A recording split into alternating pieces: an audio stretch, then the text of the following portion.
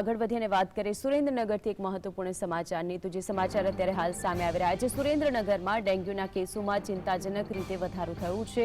સુરતની વાત આપને જણાવી, ત્યાં એક વ્યક્તિનું મૃત્યુ થયું। આ વખતે સુરેન્દ્રનગરની અંદર પણ સરેરાશ 20થી વધુ ડેન્ગ્યુના કેસો છે કે જે દાખલ થઈ રહ્યા છે।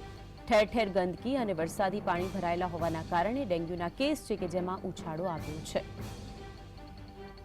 શહેરના ગણપતિ ફાટક માનવ મંદિર રોડ પર આવેલી સોસાયટીઓની અંદર સૌથી વધારે ડેન્ગ્યુના કેસ છે કે જે નોંધાઈ રહ્યા છે। અત્યાર સુધી 20થી વધુ કેસ સામે આવ્યા છે, ત્યારે આ વધતા કેસને લઈને તંત્ર દ્વારા ફોગિંગ અને દવા છંટકાવની કામગીરી છે કે જે હાથ ધરવામાં આવી છે। આ સિવાય ડેન્ગ્યુ ઉપરાંત મેલેરિયા અને કોલેરાના રોગમાં પણ વધારો થયો છે। અત્યાર સુધી સિવિલ હોસ્પિટલમાં રોજના 700થી વધુ દર્દીઓ છે કે જેની ઓપીડી નોંધાઈ રહી છે। તાવ, શરદી, ઉધરસ, ખાંસી, malaria, viral infection, cholera, dengue આ બધા જ કેસ છે કે જે સામે આવી રહ્યા છે। અને આ જે ચિંતાજનક કેસો વધી રહ્યા છે, આરોગ્ય વિભાગની કામગીરીને લઈને પણ અત્યારે સવાલ ઉઠી રહ્યા છે। જોકે એ વિસ્તારો એવા છે કે જે વિસ્તારોની અંદર સૌથી વધારે કેસ સામે રહ્યા છે, તેમાં ગણપતિ ફાટક અને તેની આસપાસની જે સોસાયટીઓ આવેલી છે ત્યાંથી સૌથી વધારે ડેન્ગ્યુના કેસ છે કે જે સામે આવી રહ્યા છે।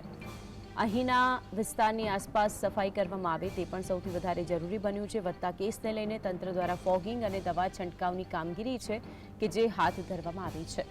પરંતુ સુરેન્દ્રનગર સિવિલ હોસ્પિટલના એ દ્રશ્યો કે દિવસના 700થી વધુ ઓપીડી નોંધાઈ રહી છે, દર્દીઓ અલગ અલગ રીતે સામે આવી રહ્યા છે। અને હજુ પણ એક તરફ હવામાન વિભાગે આજે જ આગાહી કરી કે 7 દિવસ સુધી અલગ અલગ વિસ્તારોની અંદર વરસાદ વરસી શકે છે, ત્યારે આ પરિસ્થિતિની વચ્ચે રોગચાળો છે કે જે ફાટી નીકળ્યો છે અને અત્યારે સૌથી વધારે કેસ છે કે જે સામે આવી રહ્યા છે। સુરેન્દ્રનગરની જ વાત કરીએ તો જિલ્લામાં સરેરાશ 20થી વધુ ડેન્ગ્યુના કેસ સામે આવ્યા છે। સુરતની જ્યારે આપને વાત જણાવી તો ત્યાં ડેન્ગ્યુના કારણે એક વ્યક્તિનું મૃત્યુ થયું છે। તો આજ અંગે વધુ માહિતી માટે સંવાદદાતા ફઝલ જોડાઈ ગયા છે। ફઝલ, સુરેન્દ્રનગરની અંદર પણ ડેન્ગ્યુના કારણે કેટલાય કેસો સામે આવી રહ્યા છે અને મચ્છરજન્ય રોગચાળો છે કે જેણે માથું ઉચક્યું છે, વિગતો શું છે ત્યાંથી? ખાસ કરીને સુરેન્દ્રનગર જિલ્લામાં મચ્છરજન્ય રોગચાળો છે તેને માથું ઉચક્યું હોય એવા પ્રકારના દર્દીઓ છે તે સામે આવી રહ્યા છે। સુરેન્દ્રનગર જિલ્લામાં જો વાત કરવામાં આવે તો રોજના ડેન્ગ્યુના 20થી વધુ કેસો દાખલ થઈ રહ્યા છે। ખાનગી હોસ્પિટલ હોય કે સિવિલ હોસ્પિટલ હોય, ડેન્ગ્યુના કેસો નોંધાઈ રહ્યા છે, જેને લઈને સુરેન્દ્રનગર આરોગ્ય વિભાગની ચિંતામાં પણ વધારો થયો છે।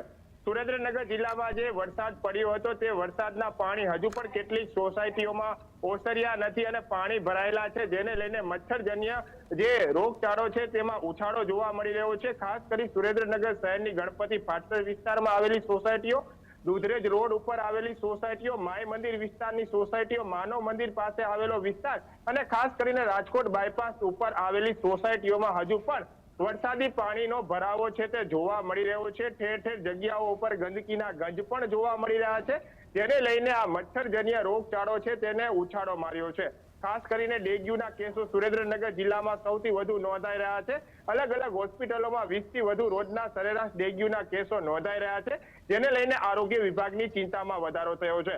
જોકે સુરેન્દ્રનગર આરોગ્ય વિભાગ અને નગરપાલિકાની ટીમો દ્વારા જ્યાં વરસાદી પાણી ભરાયા છે ત્યાં દવા છંટકાવ, ફોગિંગ અને ખાસ કરી ડામરની ગોળી જેવા જે કામગીરી છે તે કરવામાં આવી રહી છે। અલગ અલગ 17 જેટલી ટીમો લગાવવામાં આવી છે, તે છતાં પણ સુરેન્દ્રનગર જિલ્લામાં જે મચ્છરજન્ય રોગચાળાએ માથું ઉચક્યું છે તે ડામવાનું નામ નથી લઈ રહ્યું। ડેન્ગ્યુના કેસો તો વધે જ છે, તેની સામે મેલેરિયા અને કોલેરાના કેસોમાં પણ વધારો થઈ રહ્યો છે। સુરેન્દ્રનગરની જે સિવિલ હોસ્પિટલ આવેલી છે ત્યાં રોજની 700થી વધુ દર્દીઓની ઓપીડી જોવા મળી રહી છે। વહેલી સવારથી દર્દીઓની લાંબી કતારો છે તે સિવિલ હોસ્પિટલમાં જોવા મળી રહી છે।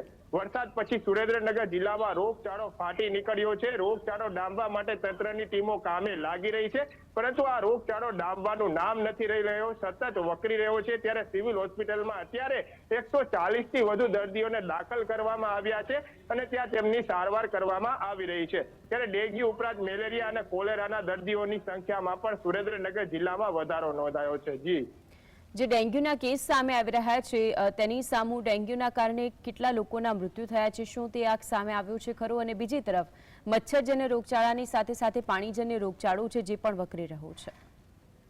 ખાસ કરીને જે ડેન્ગ્યુની વાત કરવામાં આવે તો હાલ જ તે આરોગ્ય વિભાગના અધિકારી સાથે ટેલિફોનિક રીતે વાત કરવામાં આવી હતી, ત્યારે સુરેન્દ્રનગર જિલ્લામાં રોજના સરેરાશ 20 જેટલા ડેન્ગ્યુના કેસો દાખલ થઈ રહ્યા છે, પરંતુ હજુ સુધી કોઈ મૃત્યુઆંક તેનો સામે નથી આવ્યો. આ આરોગ્ય વિભાગ પાસે ફક્ત સિવિલ હોસ્પિટલમાં નોંધાતા ડેન્ગ્યુના કેસોની યાદી છે અને ખાનગી હોસ્પિટલમાં જ્યારે દર્દી સારવાર લેવા જાય તેની યાદી કોઈ આરોગ્ય વિભાગ પાસે હાલ ઉપલબ્ધ નથી. ત્યારે બીજી તરફ સુરેન્દ્રનગર જિલ્લામાં જે ડેન્ગ્યુના કેસોએ માથું ઉચક્યું છે, સામે ઠેર ઠેર જગ્યાઓ ઉપર ગંદકીના ગંજ જોવા મળતા હોય છે, જેને લઈને મચ્છરજન્ય રોગચાળો પણ ફાટી નીકળ્યો છે. ત્યારે તેને ડામવા માટે તંત્ર ટીમો બનાવી છે, પરંતુ હાલ આ રોગચાળો છે તે સતત વકરી રહ્યો છે અને બેકાબુ બની રહ્યો છે. જી બિલકુલ ફઝલ, આપ જોડાઈને સમગ્ર વિગતો જણાવી તે બદલ આપનો